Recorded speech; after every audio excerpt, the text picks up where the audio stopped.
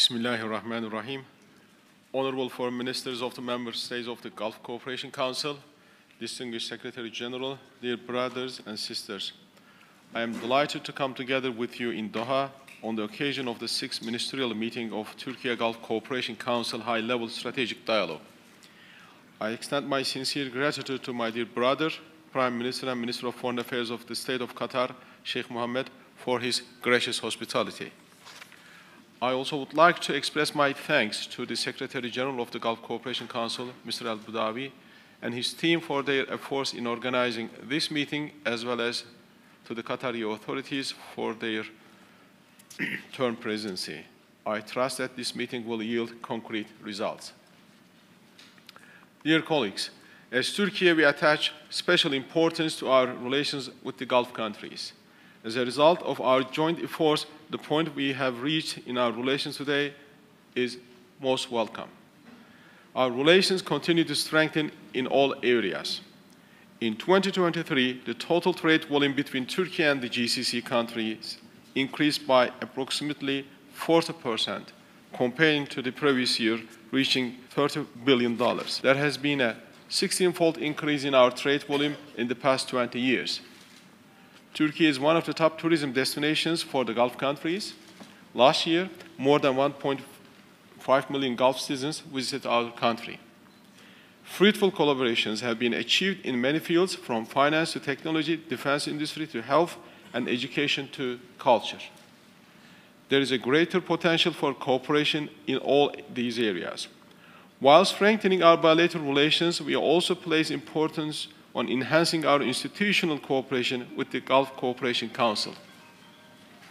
The participation of our President Recep Tayyip Erdogan in the 44th GCC Summit in Doha last December marked a significant milestone in our relations. A few weeks after the GCC Summit, our President issued a decree granting visa exemption to the citizens of Bahrain, the United Arab Emirates, Saudi Arabia, Oman. Thus, citizens of all GCC countries have been exempted from visa when traveling to Turkey. Last March, we decided to restart the Turkey-GCC Free Trade Agreement negotiations. Today, after a long break, we are holding the 6th Ministerial Meeting. I ask Allah Almighty to bless the decisions we will take today, especially the extension of the Turkey-GCC Joint Action Plan. Dear colleagues, global governance mechanisms have failed to address current challenges in a timely fashion. Regional cooperation has become even more vital. We always underline the necessity of developing regional solutions to regional problems. Regarding the current war in Palestine, we also strongly advocate regional ownership. Our closer cooperation will be essential for the establishment of peace and security in the region, starting with a just solution for our Palestinian brothers and sisters. Dear brothers, Israel is committing barbaric crimes in Gaza. Some countries still keep silent. This needs to stop. While carnage is going on in Gaza, we also pay attention to the situation in Al-Quds, Al-Aqsa, and West Bank. Inhuman conditions and treatments of the Palestinian prisoners cannot be disregarded. I urge all of us to use all our leverage to put pressure on Israel and his allies.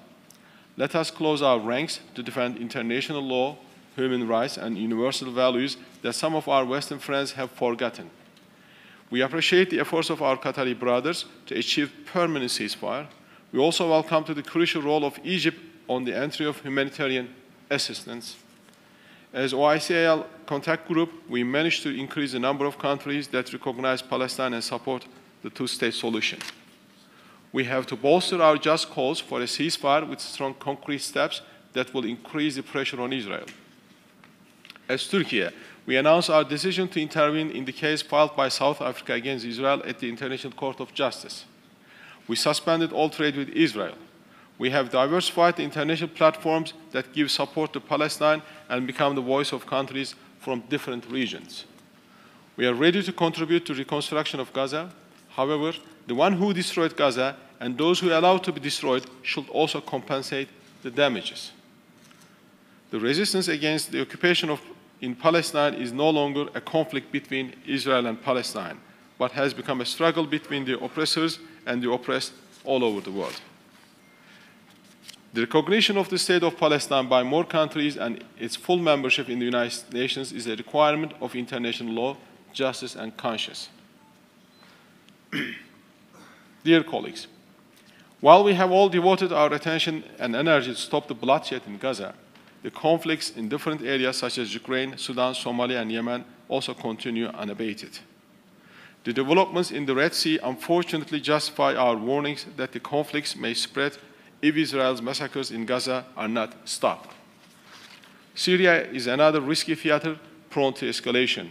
A holistic approach is essential to reach a sustainable solution.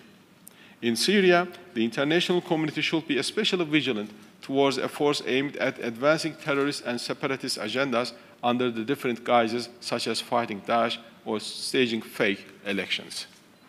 It is now time for all stakeholders to put forward their common stance on Syria and act broader coordination. Our common neighbor Iraq, which is a gateway between Turkey and the Gulf region, is slowly overcoming the problems caused by long-standing conflicts and instabilities. Iraq is a good case that demonstrates how regional cooperation can deliver exponential results. The Development Road Project is a good example of such positive agenda. We welcome you all to participate in this strategic project. Developments regarding Iran are also important for the stability of our region. The competition between China and the US, as well as the Russia-Ukraine war, are creating additional geostrategic burden on our region. Dear colleagues, as the countries of the region, it is important that we are in a stronger alliance to achieve a higher level of integration in many areas, such as the economy, trade, security, and scientific work, and to move forward together. GCC is enjoying a journey in creating a regional cooperation mechanism. It is time to create bigger and more effective mechanisms that can cooperate with other regional organizations. Turkey offers diverse investment opportunities in various sectors. We may focus on forming joint ventures and industrial bases in Turkey. Given the level of our economic maturity, we may easily go one step further for better economic integration and develop our regional alliance. The Gulf Cooperation Council's development of relations with other regional organizations will make significant contributions to peace, stability, and prosperity, and strengthen trade and connectivity in our region and beyond. We welcome the high-level contacts between the GCC and the Organization of Turkic States. We support the further strengthening of these contacts within an institutional framework. I would like to emphasize that we are ready to revitalize the cooperation and coordination mechanisms between Turkey and the Arab League in the coming period, and that we expect your support in this regard. I would like to take this opportunity to underline that the GCC was the first international organization to recognize FETÖ as a terrorist organization after the treacherous 2016 coup attempt.